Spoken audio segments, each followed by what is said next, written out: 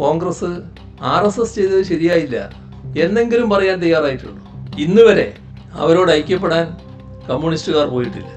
ഇന്നലെയും യോജിപ്പില്ല, ഇന്നും യോജിപ്പില്ല, നാളെയും യോജിപ്പുണ്ടാവില്ല. ഇതാണ് CPIMന്റെ അവരുള്ള നിലപാട്. RSS എന്നല്ല, ഒരു വർഗീയ ശക്തിയോടും ഞങ്ങൾ ഐക്യപ്പെടില്ല. ഹൗ പ്രൈം മിനിസ്റ്റേഴ്സ് ഡിസൈഡ് എന്ന ഈ പുസ്തകമാണ് ഇത്. അദ്ദേഹം കാണാതിരിക്കാൻ ഒരു തരത്തിലും വഴിയില്ല. ആ പുസ്തകത്തിൽ RSSന്റെ അക്കാലത്തെ നിലപാടിനെ കൃത്യമായി വരച്ചു കാട്ടിയിട്ടുണ്ട്. ഞാൻ തീരട്ടെ ധൃതിപ്പെടല്ല. ഫോട്ടോകൾക്ക് മുന്നിൽ ചിലര് താണു വണങ്ങിയ നില കേരളം കണ്ടതാണല്ലോ. അങ്ങനെയൊന്നുമുള്ള നിലപാട് സ്വീകരിക്കുന്ന പാർട്ടിയോ പാർട്ടിക്കാരോ അല്ല CPIMും CPMകാരും. അവശിഷ്ട ജനതാ പാർട്ടിയുമായി സഖ്യമുണ്ടാക്കിയത് കോൺഗ്രസും ഇന്ത്യൻ യൂണിയൻ മുസ്ലിം ലീഗും അടങ്ങുന്ന UDF ആണ്. ഇവിടുത്തെ കേരളത്തിലെ കോൺഗ്രസിന് നേതൃത്വമുള്ള UDF മുന്നണിയാണ്. RSSനോടുള്ള നിലപാടാണല്ലോ ചോദിച്ചത്. CPIMന്റെ നിലപാടാണ് ഞാൻ വ്യക്തമാക്കിയത്. ഗോവിന്ദൻ മാഷ് കഴിഞ്ഞ ദിവസം പറഞ്ഞ കാര്യങ്ങളെക്കുറിച്ച് തെറ്റിദ്ധാരണാജനകമായി വാർത്തകൾ വന്നു എന്ന് കണ്ടപ്പോൾ അദ്ദേഹം തന്നെ വസ്തുതകൾ എന്താണെന്ന് വിശദീകരിച്ചിട്ടുണ്ട്. അപ്പോൾ സാധാരണഗതിയിൽ അവിടെ സംശയങ്ങൾ തീരേണ്ടതാണ്. നമ്മുടെ നാട്ടിൽ എല്ലാവർക്കും അറിയാവുന്നൊരു കാര്യമുണ്ട്. CPIMന്റെ രാഷ്ട്രീയം എവിടെയും തുറന്നു പറയാറുണ്ട്. അതങ്ങനെ മറച്ചു വെക്കാറില്ല. എത്ര വലിയ ശത്രുവായാലും ആ ശത്രുവിൻ്റെ മുന്നിലും തലകുനിക്കാതെ രാഷ്ട്രീയം പറയാൻ കെൽപ്പുള്ള പാർട്ടിയാണ് CPIM. മാത്രമല്ല, സാധാരണഗതിയിലുള്ള രാഷ്ട്രീയ പ്രവർത്തനം ശത്രുവിൻ്റെ മുന്നിലും നടത്തുന്നതിനും ഞങ്ങൾ അറച്ചു നിൽക്കാറില്ല. ഇവിടെ ശത്രുവിൻ്റെ ആക്രമണങ്ങൾ പലതും ഞങ്ങൾക്ക് നേരെ വന്നിട്ടുണ്ട്. അത്തരം ആക്രമണങ്ങളെ പ്രതിരോധിക്കാനും എല്ലാ കാലത്തും CPIM തയ്യാറായിട്ടുമുണ്ട്. ഇവിടെ കാണേണ്ട വസ്തുത, ഞങ്ങളിൽ ആരെങ്കിലും RSSനെ പ്രീണിപ്പിക്കുന്ന നിലപാട് ഒരു ഘട്ടത്തിലും സ്വീകരിച്ചിട്ടില്ല. ഇവിടെ RSS ആരാധിക്കുന്ന ആൾക്കാരുടെ ഫോട്ടോ വെച്ച കാര്യം നേരത്തെ പറഞ്ഞല്ലോ. അത് നമ്മുടെ കേരളത്തിൻ്റെ അനുഭവത്തിലുണ്ടല്ലോ. അത്തരം ചില ഫോട്ടോകൾക്ക് മുന്നിൽ ചിലർ താണു വണങ്ങിയ നില കേരളം കണ്ടതാണല്ലോ. അങ്ങനെയൊന്നുമുള്ള നിലപാട് സ്വീകരിക്കുന്ന പാർട്ടിയോ പാർട്ടിക്കാരോ അല്ല CPIMും CPMകാരും. ഇവിടെ തലയുയർത്തിക്കൊണ്ട് തന്നെ കോൺഗ്രസിനെയും BJPയെയും ലീഗിനെയും ചെറുക്കാൻ ഞങ്ങൾ തയ്യാറായിട്ടുണ്ട്. അത് ഞങ്ങൾ ഒരു കാലത്തും ഒരു ഭാഗത്ത് ഒരു വർഗീയ ശക്തിയും മറ്റൊരു ഭാഗത്ത് മറ്റൊരു വർഗീയ ശക്തിയെയും ഒന്നിച്ചു നിർത്തിക്കൊണ്ട് മുന്നോട്ട് പോയിട്ടില്ല. ഒരു വർഗീയതയെയും ഒന്നിച്ചു നിർത്താൻ ഞങ്ങൾ തയ്യാറായിട്ടില്ല. എല്ലാ വർഗീയതയോടും വിട്ടുവീഴ്ചയില്ലാത്ത സമീപനമാണ് ഞങ്ങൾ സ്വീകരിച്ചിട്ടുള്ളത്. ഇവിടെ LDF ഈ അവസരവാദപരമായ നിലപാട് സ്വീകരിക്കുന്ന കോൺഗ്രസിൻ്റെയും ലീഗിൻ്റെയും നിലപാടുകളെ നല്ല രീതിയിൽ നേരിട്ട് പരാജയപ്പെടുത്തി മുന്നോട്ട് പോകുന്ന കാഴ്ചയാണ് കാണാൻ സാധിക്കുക. നമ്മുടെ കേരളത്തിൽ പല അനുഭവങ്ങളുണ്ടല്ലോ. ഇപ്പോൾ കോലീബി സഖ്യം, അത് നമ്മുടെ നാടിനുണ്ടായ അനുഭവമാണല്ലോ. ജമാഅത്തെ ഇസ്ലാമിയുമായി ചേർന്ന് നിന്നുകൊണ്ട് ഞങ്ങൾക്ക് നേരെ കോൺഗ്രസ് കളിച്ച കളിയും ഈ നാട് കണ്ടതാണല്ലോ. അതെല്ലാം ആർക്കെങ്കിലും പെട്ടെന്ന് മറന്നുപോകുന്ന ഒരു കാര്യമല്ലല്ലോ. എല്ലാവരുടെയും മനസ്സിൽ തങ്ങി നിൽക്കുന്ന കാര്യമാണല്ലോ. നമ്മൾ കാണേണ്ടത് ഞങ്ങളുടെ 215 സഖാക്കളെ കൊലപ്പെടുത്തിയ വിഭാഗമാണ് RSS. ആ അരുംകൊലക്ക് നേതൃത്വം കൊടുത്ത സംഘടനയാണ് RSS. അതെല്ലാം ഈ നാട്ടിൽ സംഭവിച്ചതാണല്ലോ. ഈ 215 ഏതെങ്കിലും ഒരാളുടെ കാര്യത്തിലെങ്കിലും കോൺഗ്രസ് RSS ചെയ്തത് ശരിയായില്ല എന്നെങ്കിലും പറയാൻ തയ്യാറായിട്ടുണ്ടോ? ഏതെങ്കിലും ഘട്ടത്തിൽ RSSനെ ആക്ഷേപിക്കാൻ തയ്യാറായിട്ടുണ്ടോ? ഇവിടെ RSS ശാഖക്ക് കാവൽ നിൽക്കലായിരുന്നു അന്നേരം ഞങ്ങളുടെ പണിയെന്ന് പറഞ്ഞത് ആരായിരുന്നു? കോൺഗ്രസിൻ്റെ പഴയ KPCC പ്രസിഡൻ്റല്ലേ ആ പറഞ്ഞത്? എന്താ അത് കാണിക്കുന്നത്? ഏറ്റവും വിശ്വസിക്കാവുന്ന മിത്രം എന്ന നിലക്ക് കണ്ടതുകൊണ്ടല്ലേ കാവൽ നിൽക്കാൻ RSSകാർ കോൺഗ്രസ് നേതാക്കളെ സമീപിച്ചത്? ഇതെല്ലാം നമ്മുടെ നാട് കൃത്യമായി മനസ്സിലാക്കിയ കാര്യമാണ്. ഏതെങ്കിലും തരത്തിൽ ഒരു വിവാദമുണ്ടാക്കി RSSുമായി ബന്ധപ്പെടുത്തി CPIMനെ ചിത്രീകരിക്കാം എന്ന് വെച്ചാൽ അത് അത്ര വേഗം യേശുന്ന കാര്യമല്ല. അതാണ് എനിക്കതുമായി ബന്ധപ്പെട്ട് പറയാനുള്ളത്.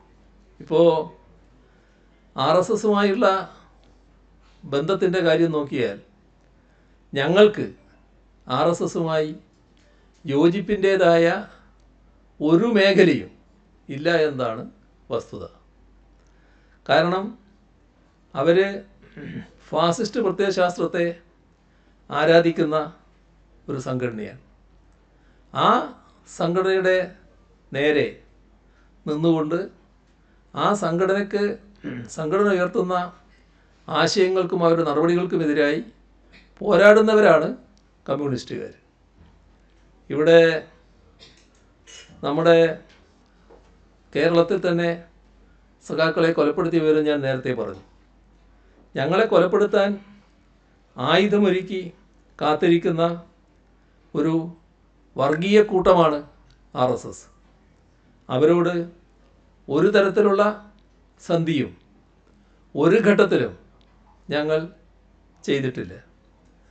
കോൺഗ്രസിനെയോ UDF കക്ഷികളെയോ അല്ല ആഭ്യന്തര ശത്രുക്കളായി അവർ കണ്ടത് കമ്മ്യൂണിസ്റ്റുകാരെയാണ്. അതാണ് അവരുടെ അടിസ്ഥാന നിലപാട്. 1925 ഈ സംഘടന രൂപം കൊള്ളുന്നത്. ഇന്ന് വരെ അവരോട് ഐക്യപ്പെടാൻ കമ്മ്യൂണിസ്റ്റുകാർ പോയിട്ടില്ല. അവരോടുള്ള കാര്യത്തിലുള്ള സമീപനം ഇന്നലെയും യോജിപ്പില്ല, ഇന്നും യോജിപ്പില്ല, നാളെയും യോജിപ്പുണ്ടാവില്ല. ഇതാണ് CPIMൻ്റെ അവരുള്ള നിലപാട്. RSS എന്നല്ല, ഒരു വർഗീയ ശക്തിയോടും ഞങ്ങൾ ഐക്യപ്പെടില്ല. അതുകൊണ്ടാണ് എല്ലാ വർഗീയ ശക്തികളും ഞങ്ങളെ എതിർക്കാൻ തയ്യാറാകുന്നത്. ഇപ്പം 50 വർഷം മുൻപ് അടിയന്തരാവസ്ഥ നാട്ടിലുണ്ടായല്ലോ, രാജ്യത്ത്. ആ അടിയന്തരാവസ്ഥ കാലത്ത് ഇന്ദിരാഗാന്ധിയുടെ നേതൃത്വത്തിലുള്ള കോൺഗ്രസിൻ്റെ അമിതാധികാര വാഴ്ചയ്ക്കെതിരെ ജനകീയ പ്രക്ഷോഭം ഉയർന്നു വന്നു. ആ ഘട്ടത്തിൽ ആരുടെയെങ്കിലും തണൽ നിന്നുകൊണ്ടല്ല ഞങ്ങൾ അതിൽ പങ്കാളികളായത്. അന്നത്തെ ഭരണകൂടത്തിൻ്റെ ആക്രമണത്തിനിരയായി ഞങ്ങളുടെ അനേക സഖാക്കൾ ആക്രമണത്തിനിരയായിട്ടുണ്ട്. കടുത്ത മർദ്ദനം, ചിലർക്ക് ജീവഹാനി, ഇതെല്ലാം സംഭവിച്ചിട്ടുണ്ട്. അന്ന് നിലവിലുണ്ടായിരുന്ന അർദ്ധ ഫാസിസ്റ്റ് ഭീകരവാഴ്ച അത് അവസാനിപ്പിക്കാനുള്ള പോരാട്ടത്തിലും അടിയന്തരാവസ്ഥ അറബിക്കടലിൽ എന്ന മുദ്രാവാക്യം ഉയർത്തിക്കൊണ്ട് നടന്ന പ്രക്ഷോഭത്തിലും ഞങ്ങളായി തന്നെ മുന്നിൽ നിൽക്കുകയാണ് ചെയ്തത്. ഇതെല്ലാം ചരിത്രത്തിൻ്റെ ഭാഗമായിട്ടുള്ള കാര്യമാണ്. RSS അക്രമങ്ങൾക്കെതിരെ CPIM ചെറുത്തുനിൽപ്പ് നടത്തുന്ന ഘട്ടം കൂടിയായിരുന്നു അത് എന്ന് ഓർക്കണം. ഈ പറയുന്ന 1977-79 കാലം കണ്ണൂർ ജില്ലയിൽ മാത്രം അനവധി രക്തസാക്ഷികളാണ് CPI ഉണ്ടായിരുന്നത്. പ്രതിസ്ഥാനത്ത് RSSുമായിരുന്നു. ആ ഘട്ടത്തിൽ CPIM RSSുമായി സഹകരിക്കുകയായിരുന്നു. ഞങ്ങളുടെ സഖാക്കളെ കൊലപ്പെടുത്തുന്നതിന് നേതൃത്വം കൊടുക്കുന്ന വിഭാഗമായി അവർ പ്രവർത്തിക്കുകയായിരുന്നു. 1977 ജനതാ പാർട്ടി രൂപീകൃതമാകുന്നത്. ജനസംഘം എന്ന പാർട്ടി അതിൽ ലയിച്ചു എന്നത് വസ്തുതയാണ്. യഥാർത്ഥത്തിൽ നാം കാണേണ്ടത് അടിയന്തരാവസ്ഥ കാലത്ത് CPIM-ഉം RSSും തമ്മിൽ യാതൊരു ബന്ധവും ഉണ്ടായിരുന്നില്ല. RSS പോയിട്ട് രാഷ്ട്രീയ പാർട്ടിയായ ജനസംഘവുമായും ഒരു സഹകരണവും ആ കാലത്തും ഞങ്ങൾക്കുണ്ടായിരുന്നില്ല. ജനതാ പാർട്ടി എന്ന നിലക്ക് രൂപം കൊണ്ടതിന് ശേഷം അതുമായി ബന്ധപ്പെട്ടുള്ള തെരഞ്ഞെടുപ്പ് സഹകരണം ഉണ്ടായിട്ടുണ്ട്. അതെങ്ങനെയാണ്? അടിയന്തരാവസ്ഥക്കെതിരെ ജയപ്രകാശ് നാരായണൻ്റെ നേതൃത്വത്തിൽ വലിയ തോതിലുള്ള ചെറുത്തുനിൽപ്പാണ് ഉണ്ടായത്. പ്രധാനമായും സോഷ്യലിസ്റ്റ് പാർട്ടികളാണ് വിവിധ സംസ്ഥാനങ്ങളിൽ ഈ മുന്നേറ്റത്തിന് നേതൃത്വം നൽകിയത്. 1977 തെരഞ്ഞെടുപ്പ് ഘട്ടത്തിൽ അന്നത്തെ ഒരു വിശാല മുന്നണി, ആ വിശാല മുന്നണി ജനതാ പാർട്ടിയായി രൂപപ്പെട്ടു. ഞങ്ങളതിലില്ല. CPIM അപ്പോഴും വേറിട്ട് നിൽക്കുകയായിരുന്നു.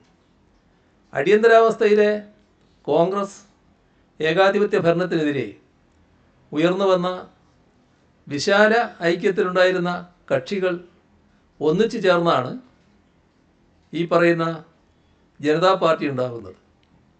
ഭാരതീയ ലോക്ദൾ, സംഘടനാ കോൺഗ്രസ്, സ്വതന്ത്ര party, socialist party of India, ഇങ്ങനെയുള്ള വിവിധ പാർട്ടികൾ ലയിച്ചാണ് 1977 ജനുവരി 23 ജനതാ പാർട്ടി രൂപീകരിച്ചത്. ഈ ജനതാ പാർട്ടിയിൽ പിന്നീട് ജനസംഘവും ലയിക്കുകയായിരുന്നു. ഇവിടെ ജനസംഘവും മറ്റെല്ലാ പാർട്ടികളെയും പോലെ, ജനതാ പാർട്ടിയിൽ ചേർന്ന മറ്റെല്ലാ പാർട്ടികളെയും പോലെ അവരുടെ എല്ലാ കമ്മിറ്റികളും പിരിച്ചുവിട്ടാണ് ജനതാ പാർട്ടിയിൽ ലയിച്ചത്. ഏതായാലും അന്നും ഇന്നും എല്ലാവരും കണ്ടൊരു വസ്തുതയുണ്ട്. CPIM ജനതാ പാർട്ടിയിൽ ലയിച്ചിട്ടില്ല. CPIM CPI-യുമായി തന്നെ പ്രവർത്തിക്കുകയാണ് ചെയ്തത്. സ്വന്തം നിലയിൽ അടിയന്തരാവസ്ഥക്കെതിരെ സമരം ചെയ്യുകയായിരുന്നു CPIM ചെയ്തത്. അന്ന് കോൺഗ്രസിനോടും ഇന്ദിരാഗാന്ധിയോടുമുള്ള RSSൻ്റെ സമീപനം എന്തായിരുന്നു എന്നത് നമ്മുടെ പ്രതിപക്ഷ നേതാവിന് അറിവുണ്ടാകാതിരിക്കാൻ വഴിയില്ല. പ്രശസ്ത മാധ്യമപ്രവർത്തകയും ഇന്ത്യൻ എക്സ്പ്രസിൻ്റെ പൊളിറ്റിക്കൽ എഡിറ്ററുമായിരുന്ന നീരജ് ചൗധരിയുടെ ഹൗ പ്രൈം മിനിസ്റ്റേഴ്സ് ഡിസൈഡ് എന്ന ഈ പുസ്തകമാണ്. ഇത് അദ്ദേഹം കാണാതിരിക്കാൻ ഒരു തരത്തിലും വഴിയില്ല. ഗവേഷണാത്മകമായ ഉള്ളടക്കമുള്ള ഒരു പുസ്തകമാണിത്. ആ പുസ്തകത്തിൽ RSSൻ്റെ അക്കാലത്തെ നിലപാടിനെ കൃത്യമായി വരച്ചു കാട്ടിയിട്ടുണ്ട്. ജനതാ സർക്കാരിനെ വീഴ്ത്തി ഇന്ദിരാഗാന്ധി തിരിച്ചു വന്നതിന് ശേഷം പലതവണ RSSുമായി ഇന്ദിരാഗാന്ധി നല്ല ബന്ധമാണ് സൂക്ഷിച്ചിരുന്നത് എന്ന് പുസ്തകം പറയുന്നു. 1982 RSS സർ സംഘചാലിൻ്റെ സഹോദരനായ ബാബുറാവ് ദേവറസിൻ്റെ അടുത്തേക്ക് തൻ്റെ മകനും MP-യുമായ രാജീവ് ഗാന്ധിയെ ഇന്ദിരാഗാന്ധി പറഞ്ഞയക്കുന്നു. കപിൽ മോഹനാണ് ഇതിന് ഇടനില നിന്നത്. അദ്ദേഹത്തിൻ്റെ വസതിയിൽ വെച്ചാണ് ആദ്യ കൂടിക്കാഴ്ച നടന്നത്. പിന്നീട് കൂടിക്കാഴ്ച നടന്നത് നമ്പർ 10 ജൻപതിൽ വെച്ചാണ് എന്നും പുസ്തകത്തിൽ പറയുകയാണ്. ബാബുറാവിൻ്റെ കൂടെ BJP നേതാവ് സുഭാഷ് ആരിയും ഉണ്ടായിരുന്നു. ബാബുറാവ് ദേവറസിനെ കണ്ടപ്പോൾ രാജീവ് ഗാന്ധി ഉപചാരപൂർവം കാൽ തൊട്ട് വണങ്ങുന്നതിന് താൻ സാക്ഷിയായിരുന്നുവെന്ന് അക്കാലത്തെ കോൺഗ്രസ് MPയും പിന്നീട് ഗവർണറുമായിരുന്ന ബൻവാരിലാൽ പുരോഹിത് പറഞ്ഞതായും പുസ്തകത്തിൽ പറയുകയാണ്. 1980 തെരഞ്ഞെടുപ്പിൽ ഇന്ദിരാഗാന്ധിക്ക് അധികാരം ലഭിക്കാൻ RSS സഹായിച്ചുവെന്ന് അനിൽ ബാലി ഉറപ്പിച്ചു പറയുന്നതായി ഈ പുസ്തകത്തിലുണ്ട്. അനിൽ ബാലി ഇന്ദിരാഗാന്ധിയുടെ ഏറ്റവും അടുത്ത അനുയായിയാണ്. RSSൻ്റെ പിന്തുണയില്ലായിരുന്നെങ്കിൽ 353 സീറ്റുകൾ നേടാൻ കഴിയില്ലായിരുന്നുവെന്ന് ഇന്ദിര സ്വകാര്യമായി സമ്മതിച്ചിരുന്നതായും ബാലി അവകാശപ്പെടുന്നു. പേജ് 67 ഇതെല്ലാം രേഖപ്പെടുത്തിയിരിക്കുകയാണ്. അടിയന്തരാവസ്ഥയ്ക്ക് ശേഷമുള്ള തെരഞ്ഞെടുപ്പിൽ കോൺഗ്രസ്സിന് RSS പിന്തുണ നൽകിയിരുന്നതായി അക്കാലത്തെ IB മേധാവിയായിരുന്ന TV രാജേശ്വർ വ്യക്തമാക്കിയിട്ടുണ്ട്. 1984 തെരഞ്ഞെടുപ്പിന് മുൻപ് RSS നേതാവ് നാനാജി ദേശ്മുഖ് കോൺഗ്രസിൻ്റെ കൈപ്പത്തി ചിഹ്നത്തിന് വോട്ട് ചെയ്യാൻ ജനങ്ങളോട് പരസ്യമായി ആഹ്വാനം ചെയ്തിരുന്നു. ജാതിയിലോ മതത്തിലോ അല്ല, മുദ്ര കൈപ്പത്തിയിൽ എന്നായിരുന്നു അദ്ദേഹത്തിൻ്റെ മുദ്രാവാക്യം. ഇതിൽ 137, 138 വേദികളിൽ അത് പറയുകയാണ്. 1986 രാമജന്മഭൂമിയിലെ പൂട്ടുകൾ തുറക്കാനുള്ള രാജീവ് ഗാന്ധിയുടെ തീരുമാനത്തെ RSS, പ്രത്യേകിച്ച് ബാബുറാവ് ദേവറസ് സ്വാധീനിച്ചിരുന്നു. പൂട്ടുകൾ തുറന്ന് ഹിന്ദുക്കളുടെ നേതാവാകും എന്ന് ബാബുറാവ് രാജീവിന് സന്ദേശം അയച്ചിരുന്നു. ആ കാര്യവും ഈ പുസ്തകത്തിലെ 145, 146 പേജുകളിൽ പറയുകയാണ്. ഇതൊക്കെയാണ് പുസ്തകത്തിൽ പറയുന്ന ചില കാര്യങ്ങൾ. ഞാൻ തീരട്ടെ ധൃതിപ്പെടല്ല. ഇതിൽ പറഞ്ഞ കാര്യങ്ങൾ മുൻ IB തലവൻ TV രാജേശ്വർ കരൺ താപ്പറിന് ഇൻ്റർവ്യൂവിൽ വെളിപ്പെടുത്തുന്നുമുണ്ട്. 1975 അടിയന്തരാവസ്ഥ ഏർപ്പെടുത്താനുള്ള ഇന്ദിരാഗാന്ധിയുടെ തീരുമാനത്തിന് RSS പിന്തുണയുണ്ടായിരുന്നു എന്നാണ് അദ്ദേഹം ഇൻ്റർവ്യൂവിൽ പറയുന്നത്. അത് IB തലവനായിരുന്ന ആൾ കൊടുത്ത ഇൻ്റർവ്യൂ ആണ്. രാജേശ്വർ എഴുതിയ ഇന്ത്യ ദ ക്രൂഷ്യൽ ഇയേഴ്സ് എന്ന പുസ്തകത്തിലും ഈ കാര്യം വിശദീകരിച്ചിട്ടുണ്ട്. അതായത് RSS 20 പരിപാടികൾക്കുൾപ്പെടെ അനുകൂലമായിരുന്നു. അവർക്ക് അടിയന്തരാവസ്ഥയോട് എതിർപ്പുമുണ്ടായിരുന്നില്ല.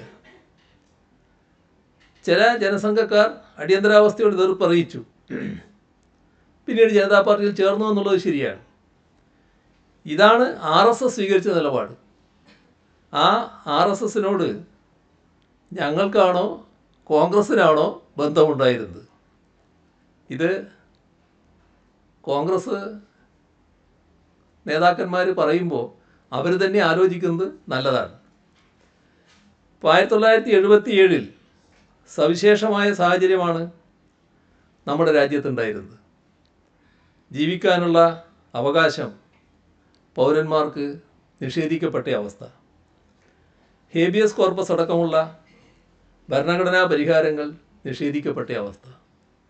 അതായത് ജീവിക്കാനുള്ള അവകാശം മൗലികാവകാശമാണല്ലോ. മൗലികാവകാശങ്ങൾ എടുത്തു കളഞ്ഞ് പിന്നെ ആ അവകാശമില്ല. അതായിരുന്നു അവസ്ഥ.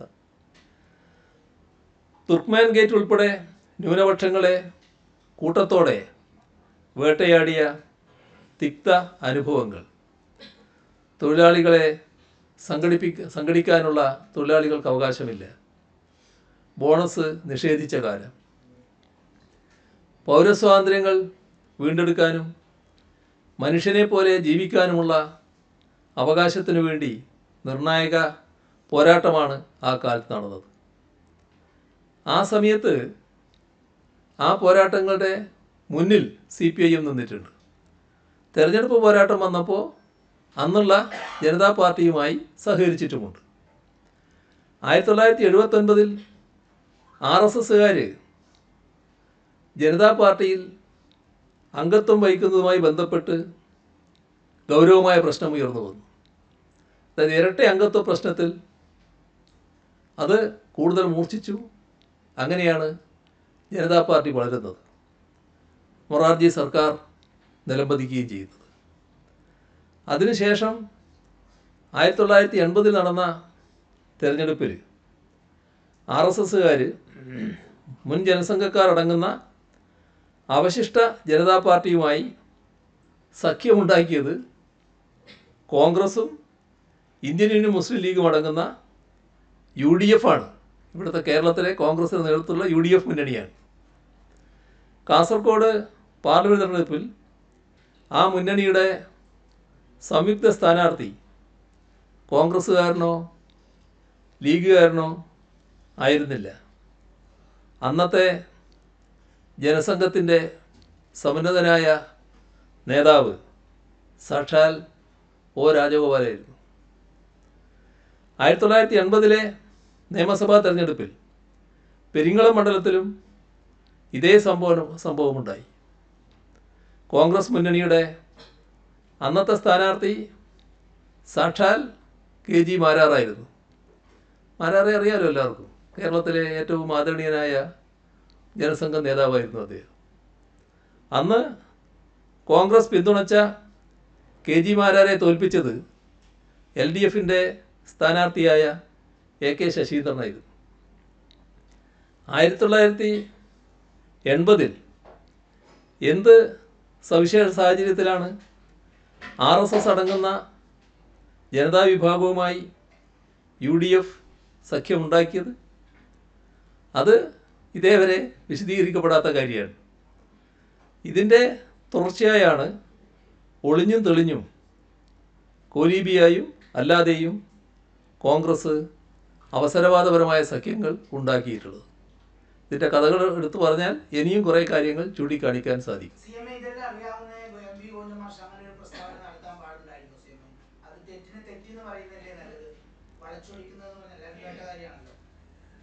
RSSനോടുള്ള നിലപാടാണല്ലോ ചോദിച്ചത്. CPIMൻ്റെ നിലപാടാണ് ഞാൻ വ്യക്തമാക്കിയത്.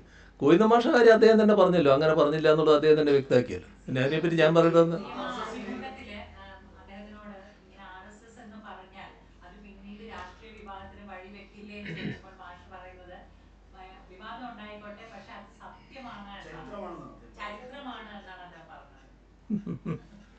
അല്ല, അതിൽ അദ്ദേഹം തന്നെ നിലപാട് വ്യക്തമാക്കിയിട്ട് അതിനപ്പുറം ഞാൻ പറയേണ്ട കാര്യമില്ലല്ലോ. അദ്ദേഹം ഇന്ന് നിലപാട് വ്യക്തമാക്കി കഴിഞ്ഞിട്ടുണ്ട്. ഇവിടെ അല്ല, ഇന്നലത്തെ സാഹചര്യം എന്താ ചോദ്യം, എന്തായിരുന്നു ഉത്തരവെന്നൊന്നും എനിക്കിപ്പോൾ അത് കൃത്യമായിട്ട് അറിയില്ലല്ലോ. ഞാൻ പറഞ്ഞത് ഈ പാർട്ടിയും നമ്മുടെ രാജ്യത്തിൻ്റെ പൊതുവായ സ്ഥിതിയും ഇതെല്ലാം എല്ലാവർക്കും അറിയാവുന്ന കാര്യമാണ്. എന്ത് നിലപാടാണ് സ്വീകരിച്ചിട്ടുള്ളത് അതിനെപ്പറ്റിയുള്ള വ്യക്തതയാണ് വരുത്താൻ ഞാൻ ശ്രമിച്ചത്. ഇനി അതിനേക്കാളും കൂടുതൽ പറയണമെങ്കിലും പറയാൻ എൻ്റെ അടുത്തൊക്കെ വിവരങ്ങളുണ്ട്.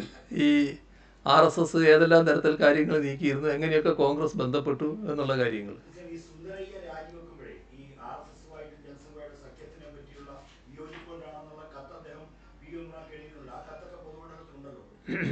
അതൊന്നും ഇതുമായിട്ട് ബന്ധപ്പെട്ട പ്രശ്നങ്ങളേ അല്ല. അങ്ങനെയൊരു അതിൽ നമ്മൾ അങ്ങനെ തെറ്റായി കാര്യങ്ങൾ വളച്ചൊടിക്കാൻ നോക്കേണ്ടതില്ല. ഈ RSSനോടുള്ള ഞങ്ങളുടെ സമീപനം വ്യക്തമായിരുന്നു. RSSുമായി ഒരു കൂട്ടുകെട്ടും ഞങ്ങൾ ഉണ്ടാക്കിയിട്ടില്ല ഒരു ഘട്ടത്തിൽ. അതാണ് ഞങ്ങൾ സ്വീകരിച്ച പൊതുവായ നിലപാട്. ഇവിടെ നേരത്തെയുള്ള നിലപാടെടുത്താൽ ഇപ്പോൾ കേരളത്തിൻ്റെ തെരഞ്ഞെടുപ്പ് ചരിത്രം പഠിക്കുന്നത് നമുക്കൊന്ന് പരിശോധിച്ച് നോക്കാം. 4 അസംബ്ലി സീറ്റുകളിൽ മത്സരിക്കാൻ 1960 ജനസംഘം തീരുമാനിച്ചു. ആദ്യത്തെ മണ്ഡലം കോഴിക്കോട്, രണ്ടാമത്തേത് തൃശ്ശൂരിൽ അണ്ടത്തോട്, മൂന്നാമത്തേത് ഗുരുവായൂർ, നാലാമത്തത് EMS മത്സരിക്കുന്ന പട്ടാമ്പി. പട്ടാമ്പിയിൽ P. മാധവമേനോനെ മത്സരിപ്പിക്കാനാണ് ജനസംഘം തീരുമാനിച്ചത്. പത്രികാ സമർപ്പണമൊക്കെ നടന്നു. സജീവമായ പ്രചരണവും തുടങ്ങി. പെട്ടെന്നൊരു ദിവസം സുപ്രഭാതത്തിൽ ജനസംഘം സ്ഥാനാർത്ഥിയെ പിൻവലിക്കുന്നു. അത് കോൺഗ്രസുമായി നടത്തിയ ബാന്ധവമായിരുന്നു. അതിൻ്റെ ഭാഗമായിട്ട് സംഭവിച്ചതാണ്. അന്ന് രഹസ്യമായിട്ടല്ല, പരസ്യമായി തന്നെയാണ് ജനസംഘം കോൺഗ്രസ്സിന് പിന്തുണ നൽകിയത്. EMSനെ തോൽപ്പിക്കാൻ കോൺഗ്രസുമായി സഹകരിക്കും എന്നാണ് ജനസംഘം പറഞ്ഞത്. കോൺഗ്രസ് നേതാവ് A. രാഘവൻ നായരായിരുന്നു അന്ന് സ്ഥാനാർത്ഥി. അത് കോൺഗ്രസ് ലീഗ് PSP സഖ്യത്തിൻ്റെ സ്ഥാനാർത്ഥിയായിരുന്നു. ദേശീയ നേതാക്കൾ ഉൾപ്പെടെയാണ് അന്ന് കോൺഗ്രസ് പാർട്ടിക്ക് വേണ്ടി പട്ടാമ്പിയിൽ തെരഞ്ഞെടുപ്പ് നിയന്ത്രിച്ചത്. കോൺഗ്രസിൻ്റെ ദേശീയ നേതാക്കളെല്ലാം അന്ന് സംസാരിച്ചു. അതിനു പുറമെ ജനസംഘം നേതാവ് ദീനദയാൽ ഉപാധ്യായ പട്ടാമ്പിയിൽ വന്ന് കോൺഗ്രസ് സ്ഥാനാർത്ഥിക്ക് വേണ്ടി വോട്ട് തേടി. പരസ്യമായ സംഘപരിവാർ ബാന്ധവത്തിലും കോൺഗ്രസ് രക്ഷപ്പെട്ടില്ല. EMS വിജയിച്ചു. 7322 വോട്ടുകൾക്കാണ് EMS അന്ന് വിജയിച്ചു വന്നത്. ഇനി 1971 ലോക്സഭാ തെരഞ്ഞെടുപ്പ്. 1971 5ാം ലോക്സഭയിലേക്കുള്ള തെരഞ്ഞെടുപ്പാണ്. പാലക്കാട് നിന്നും ഇടതുപക്ഷ സ്ഥാനാർത്ഥിയായി മത്സരിക്കുന്നത് AKG ആണ്. അപ്പോൾ കോൺഗ്രസിനും ജനസംഘത്തിനും ഒരൊറ്റ സ്ഥാനാർത്ഥിയാണ് അവിടെ ഉണ്ടായിരുന്നത്. അതാരായിരുന്നു? അവിടെ മാങ്കുറിശ്ശിയിലെ ജനസംഘം നേതാവായിരുന്ന TC ഗോവിന്ദൻ. അദ്ദേഹമായിരുന്നു കോൺഗ്രസിൻ്റെയും RSSൻ്റെയും സഖ്യ സ്ഥാനാർത്ഥി. നേരത്തെ പ്രഖ്യാപിക്കപ്പെട്ട കോൺഗ്രസ് സ്ഥാനാർത്ഥി M. രാജഗോപാൽ പിൻവാങ്ങി. പക്ഷേ പാലക്കാട്ടെ വോട്ടർമാരും ജനങ്ങളും AKG വിജയിപ്പിക്കുകയാണ് ചെയ്തത്. 1979 കേരളത്തിൽ 4 നിയമസഭാ ഉപതെരഞ്ഞെടുപ്പുകൾ നടന്നു. കാസർഗോഡ്, തലശ്ശേരി, തിരുവല്ല, പാറശാല. ആ ഘട്ടത്തിലാണ് ഒരു RSSകാരൻ്റെയും വോട്ട് ഇടതുപക്ഷത്തിന് വേണ്ട എന്ന് EMS പ്രഖ്യാപിച്ചത്. 4 മണ്ഡലങ്ങളിലും ഇടതുപക്ഷം അന്ന് വിജയിച്ചു വരികയാണ് ഉണ്ടായത്. 1980 ലോക്സഭ നിയമസഭാ തെരഞ്ഞെടുപ്പ്. 1980 ലോക്സഭാ നിയമസഭാ തെരഞ്ഞെടുപ്പുകൾ ഒരുമിച്ച് വന്നു. 1980 പാർലമെൻറ്റ് തെരഞ്ഞെടുപ്പിൽ കാസർഗോഡ് മണ്ഡലത്തിൽ കോൺഗ്രസ് മുന്നണിയുടെ സ്ഥാനാർത്ഥിയായി മത്സരിച്ചത് നേരത്തെ ഞാൻ പറഞ്ഞു O. രാജഗോപാലായിരുന്നു, ജനസംഘക്കാരൻ. അന്ന് കോൺഗ്രസ് ഐക്കാർ RSSകാരന് വേണ്ടി വോട്ട് തേടി. രാമണ്ണറയാണ് ഞങ്ങളുടെ സ്ഥാനാർത്ഥിയായിട്ടുണ്ടായിരുന്നത്. 73,587 വോട്ടിൻ്റെ ഭൂരിപക്ഷത്തിനാണ് രാമണ്ണറെ ജയിച്ചത്. 1980 പെരിങ്ങളം മണ്ഡലത്തിൻ്റെ കാര്യം ഞാൻ നേരത്തെ പറഞ്ഞു. KG മാരാറും AK ശശീന്ദ്രനും നേരിട്ടത്.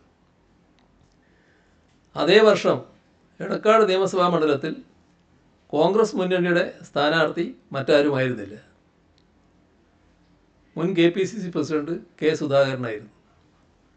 K. സുധാകരൻ അന്നും ജനതാ പാർട്ടി തന്നെയായിരുന്നു. ജനതാ പാർട്ടിയുടെ സ്ഥാനാർത്ഥിയായിട്ടാണ് അവിടെ മത്സരിച്ചത്.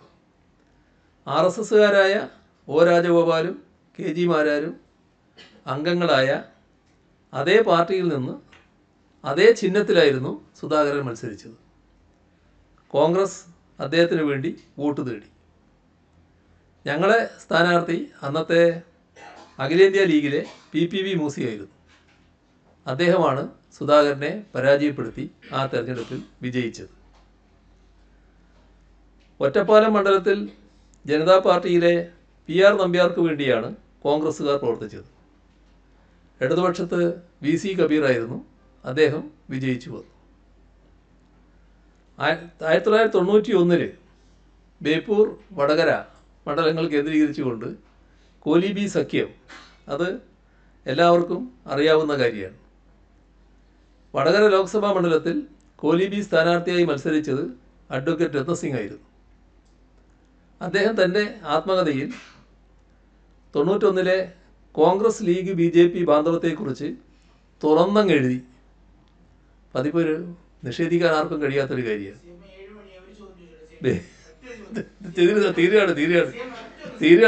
തീരട്ടെ.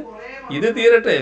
ബേപ്പൂർ നിയമസഭാ മണ്ഡലത്തിൽ അല്ല, ഇത് കഴിയട്ടെ. ബേപ്പൂർ നിയമസഭാ മണ്ഡലത്തിലെ നമ്മുടെ കോലീബി സ്ഥാനാർത്ഥി ഡോക്ടർ കെ മാധവൻകുട്ടി അദ്ദേഹം ഇത് പിന്നീട് വെളിപ്പെടുത്തി. കോലീബി സഖ്യത്തിൻ്റെ രൂപവൽക്കരണത്തിന് മുന്നിൽ നിന്നാരായിരുന്നു? BJP-യിലെയും കോൺഗ്രസിലെയും മുസ്ലിം ലീഗിലെയും പ്രമുഖ നേതാക്കൾ. ഇതേ കോലീബി സഖ്യമാണ് പിന്നീട് നേമത്തും കാണാൻ കഴിഞ്ഞത്, പല തെരഞ്ഞെടുപ്പുകളിലും കാണാൻ കഴിഞ്ഞത്.